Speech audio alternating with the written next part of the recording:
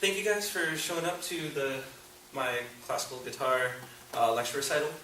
Today I'm going to be talking about the viability of the Brahms guitar in the classical guitar community. I'm going to open up with a piece right now. It is the B minor source study.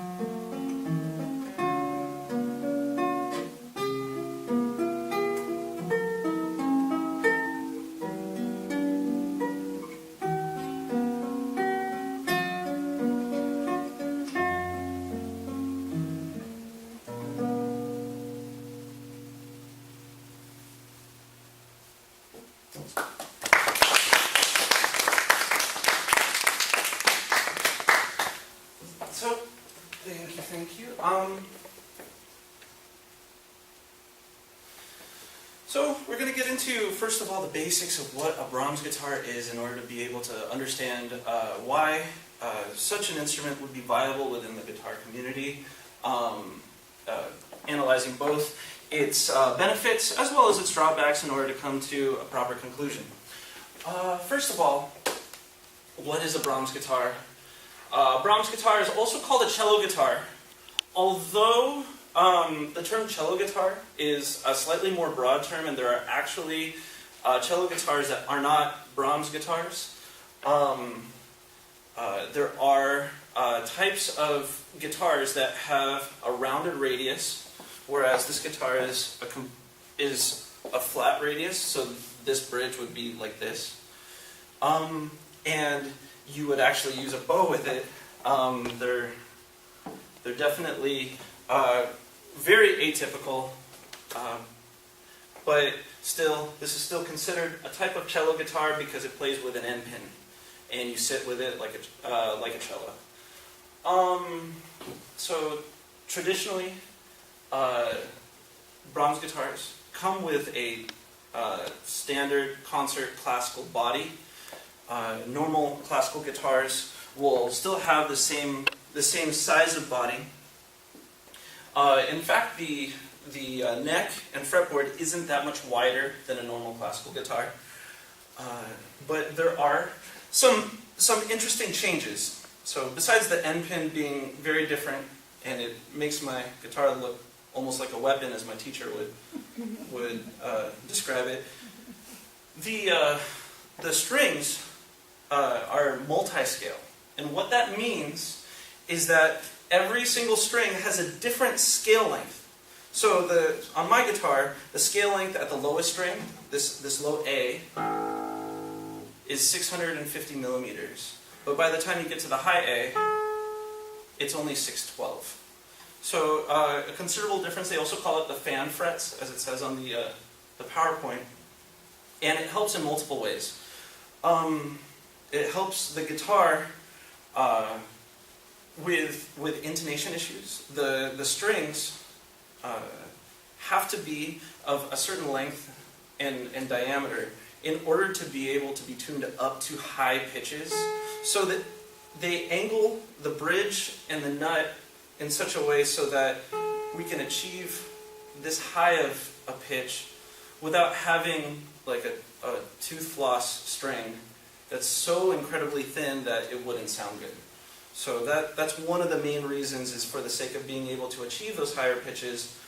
The other reason why the fan fretting is necessary is because when sitting in a cello position, it allows the user to be able to keep their elbow in one location.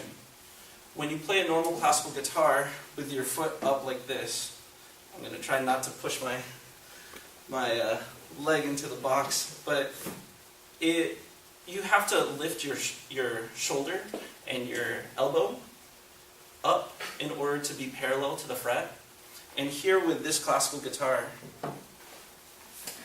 my elbow stays relatively in one location as I go from fret to fret. It's pretty nice from an ergonomic perspective. So, and then lastly, resonance boxes, as you can see right there, and custom chairs are common. Paul Galbraith, the man who made the first Brahms guitar, along with his luthier David Rubio, also designed many different resonance boxes and different chairs in order to help him so that he could sit correctly with this instrument.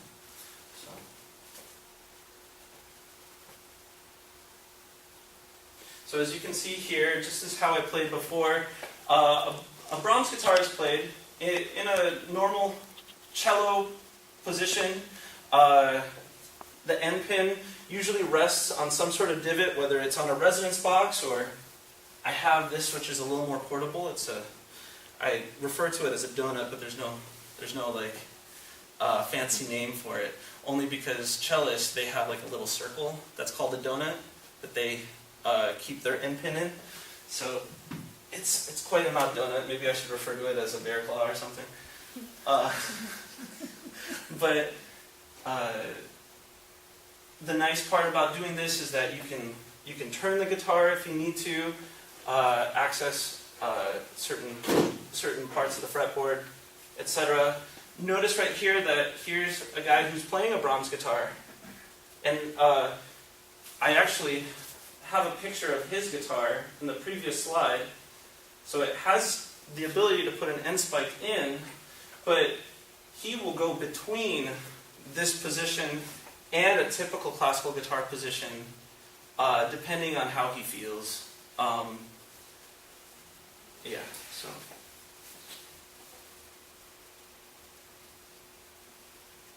So in order to be able to understand the guitar a little bit more, I want to tell you about Paul Galbraith, because the reason why the Brahms guitar was made is important, because he's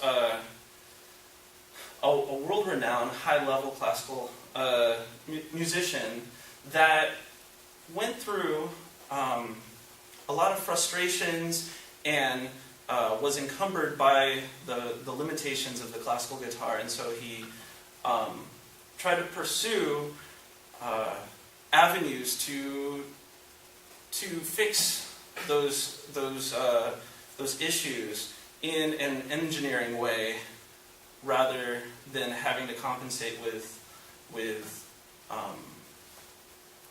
the normal limitations of a classical guitar. He was born in 1964. He's a Scottish classical guitarist. He started playing classical guitar at the age of 7. By the age of 14, he was already playing concertos with local orchestras. At the age of 17, he won the silver medal at the first Segovia International Guitar Competition in England. That was a big deal because Andres Segovia was a huge name, is a huge name in the realm of classical guitar. Before Andres Segovia, the guitar did not have its place in the world that it does today. After the competition was over, Andres Segovia said that Paul is magnificent, he will be a great artist, and even took Paul under his wing for several years, which was something that's of high esteem, because Andres Segovia was kind of the boss of the classical guitar community, and so if he said that you were good, at that point in time, the community saw that you were good.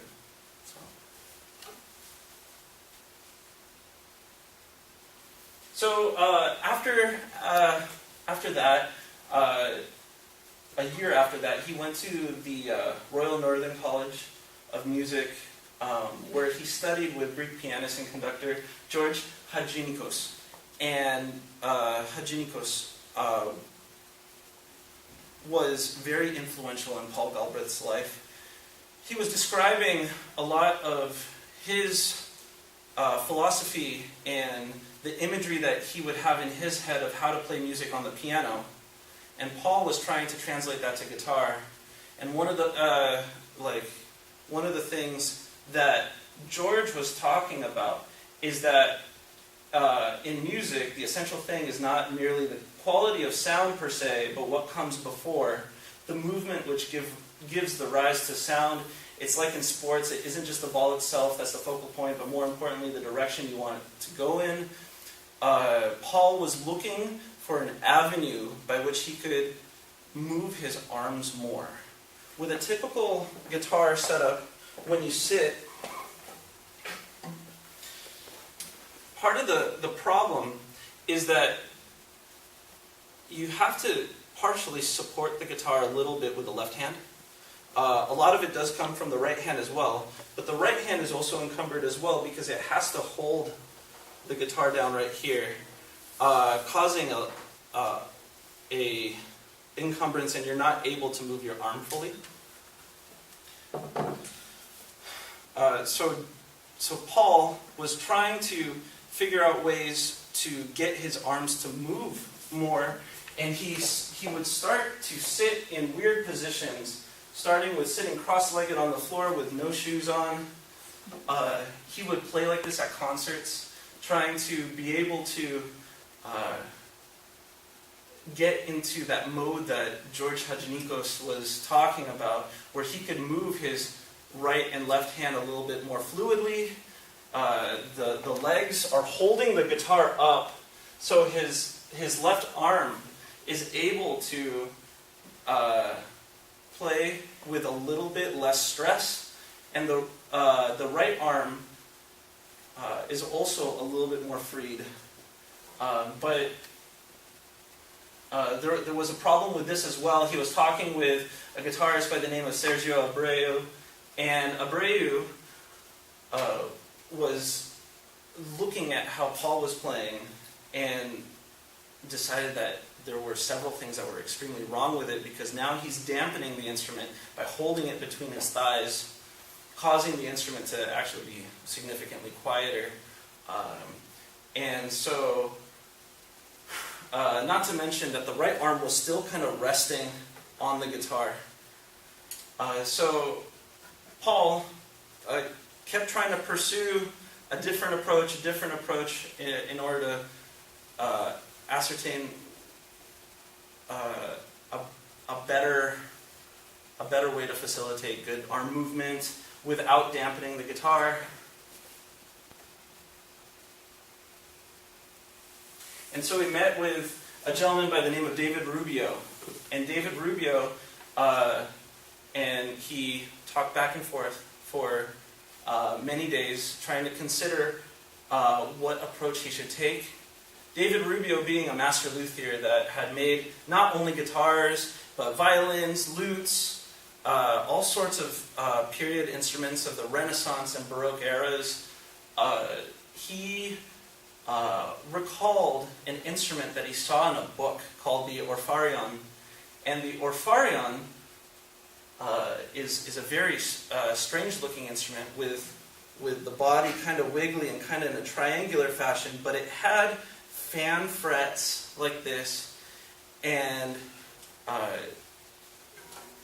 he thought, hey, let's try to model it after the orpharion. Now, the orpharion is an instrument that has metal strings, so there were a little bit of differences that he had to accommodate for. Also, Paul Galbraith wanted 2 extra strings because he was dismayed with the range of the guitar. He felt that he wanted to be able to make transcriptions of pieces that were written for other instruments, particularly the piano, but with less reduction. Whenever we take music from the piano and put it on the guitar, we have to condense it significantly. A lot of the bass notes and a lot of the high notes end up getting compressed and shoved over octaves, and certain voices might even get deleted in order to be able to play the piece on a guitar. And he wanted the extra range so that he could play these pieces and better embody the original composition's intent.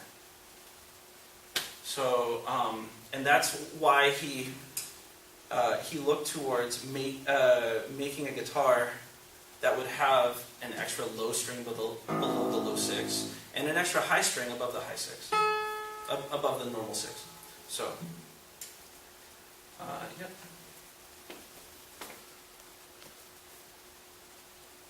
I have a link right here to a video of the orpharion, but unfortunately I do not have an internet connection right now, so just keep going. New classical guitar, which he dubbed the Brahms guitar, after a piece that he was working on that was made by Johannes Brahms. He took a decade to practice his instrument. He wanted to make sure that he could properly play the instrument and have it at the same level of expertise that he had with a normal classical guitar. It's really interesting because even at an early age, he was concertizing at really well-established venues with big orchestras, but he totally put that aside in order to be able to work on making repertoire for this instrument. He created a huge slew of arrangements for the Brahms guitar that includes like Bach, Brahms, Beethoven, Haydn, Mozart, Henze, just all sorts of different composers, Britten, and many others.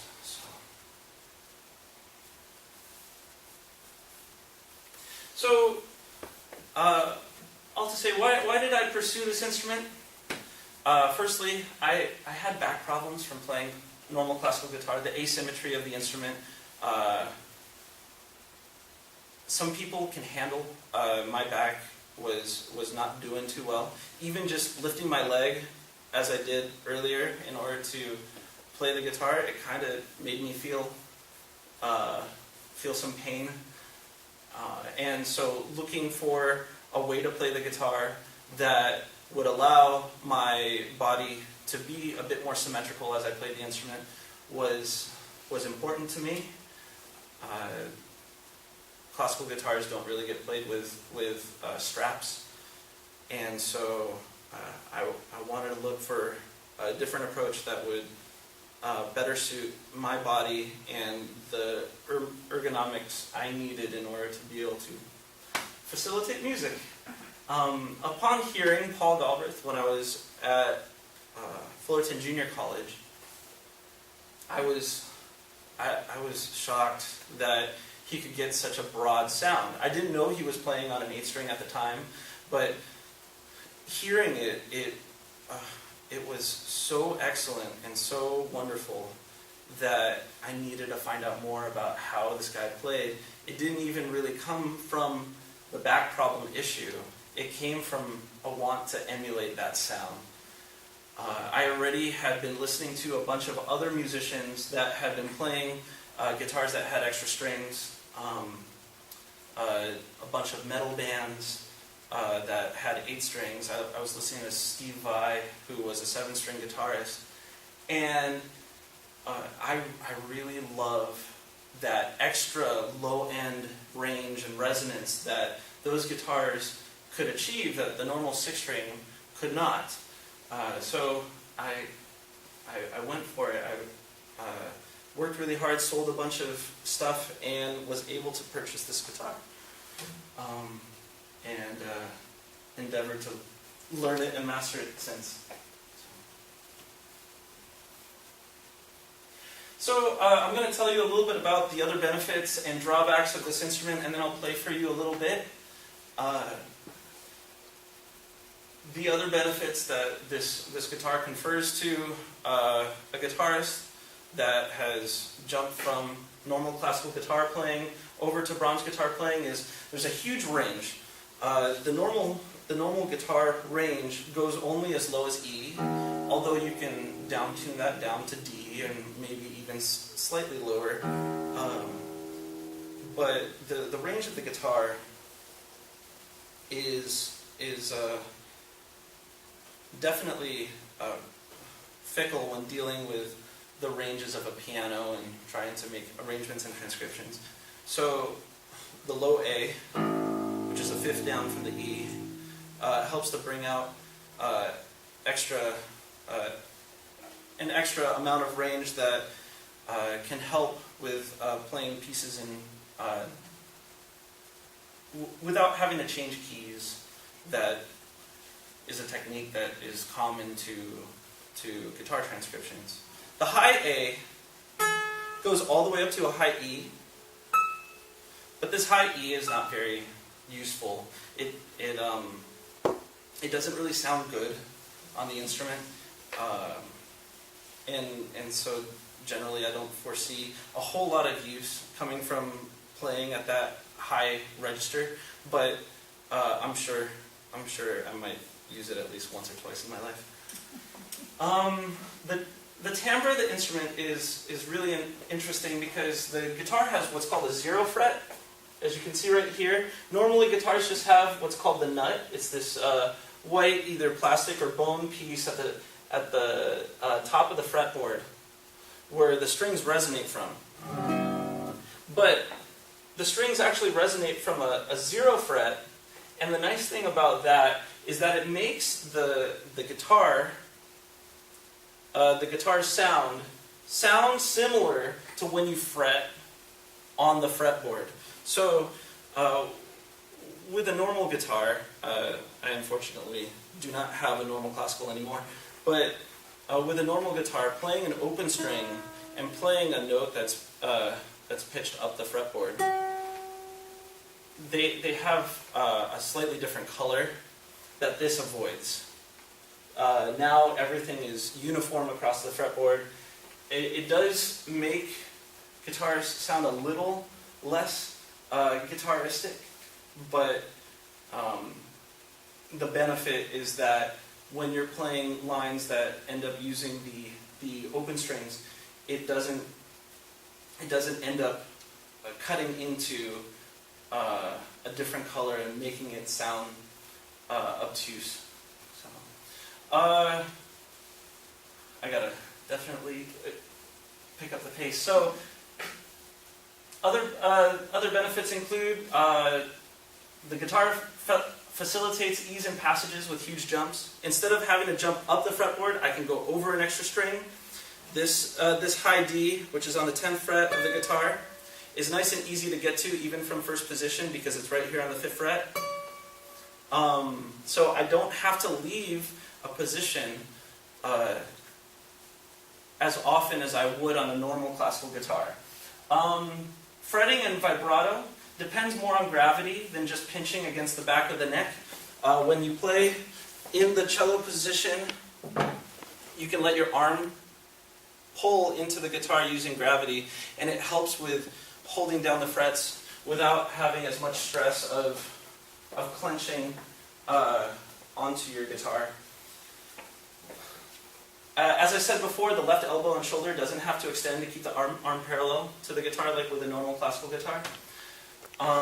The right arm has room to move. It removes the asymmetry from posture. These are things that I stated earlier. The intonation and action advantages to this guitar include, because there's a 0 fret, the guitar's action is considerably lower than how a classical guitar would normally be set up. And lastly,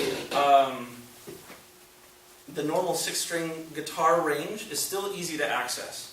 So even though I have these 2 other guitar strings on bordering the normal 6, I can still achieve the normal notes that a guitar can offer. So, real quick.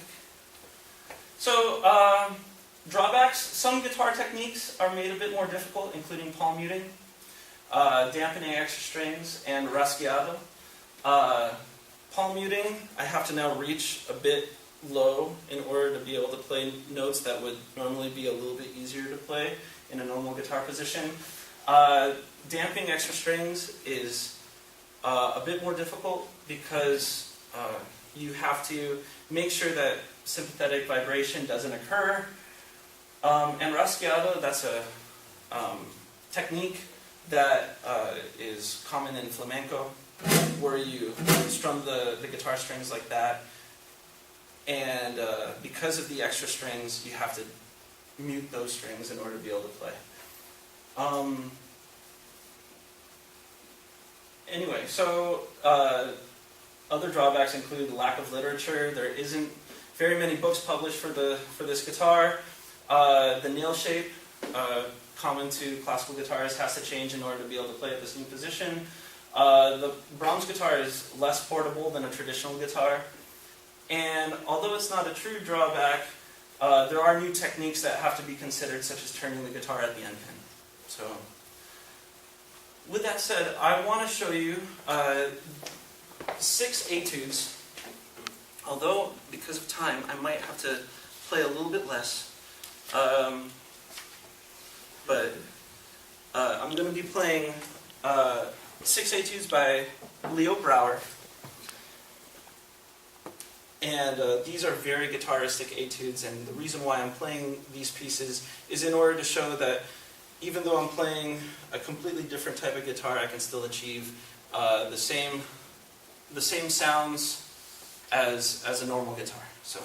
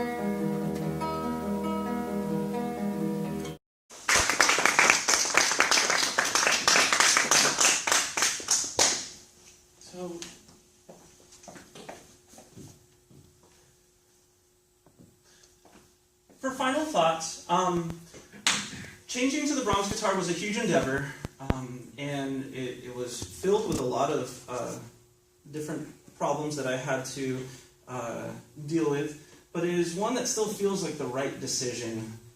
I felt that the benefits outweigh the drawbacks. It was definitely difficult trying to switch into this guitar midway through my college career. It definitely was very difficult in lieu with a lot of family issues and a lot of different life problems that I had to surmount. But even through it all, I'm very happy that I made the decision to go forth with playing this guitar. It definitely is something that I still have to endeavor towards mastering, and I'm very excited to develop my technique by taking several years off in order to achieve better technique, better musicality on the instrument. And one other thing I wanted to say is that Paul Galbraith's mindset towards guitar inspires me to take a more active approach towards overcoming the limitations of the guitar. But the true building of a musician doesn't just stem from working at it like an engineer. It also stems from actually practicing the guitar, working on your musicality, and working on understanding music at a vocal level, at a harmonic level. And so I hope to be able to consistently pursue that in the future, and hope to inspire others to be able to play this instrument should they need the ergonomic benefits that this guitar can offer. So thank you guys for listening to my lecture. If you would I would like to be able to play for you one more piece. It is a etude by Napoleon Coste. Etude number 7.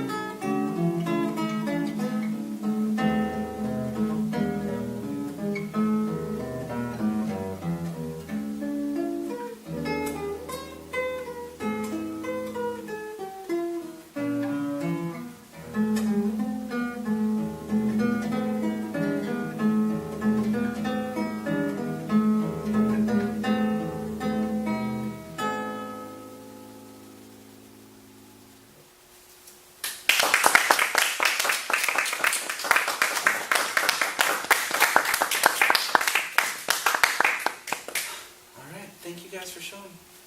And hope to see you soon.